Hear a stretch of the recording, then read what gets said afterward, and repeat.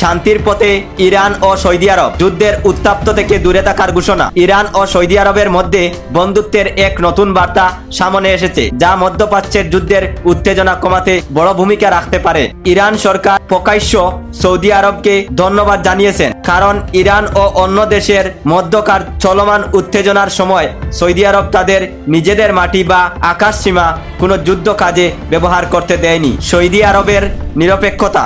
Saudi আরব পরিষ্কার করে দিয়েছেন যে তারা কোনো পক্ষ নিয়ে যুদ্ধে জড়াতে চায় না। তারা নিজেদের এলাকাকে অন্য দেশের বিরুদ্ধে হামলা করার জন্য ব্যবহার করতে না দিয়ে শান্তির পক্ষে অবস্থান নিয়েছে। লক্ষ্য ও উদ্দেশ্য।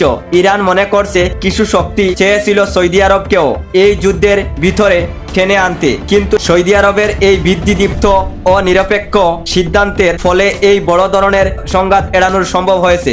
সোজা কথায় দুই প্রতিবেশীর দেশ একে অপরের প্রতি সহসমর্থিতা দেখাচ্ছে, যাতে সাধারণ মানুষের ওপর যুদ্ধের প্রভাব না পড়ে এবং এলাকায় শান্তি বজায় থাকে।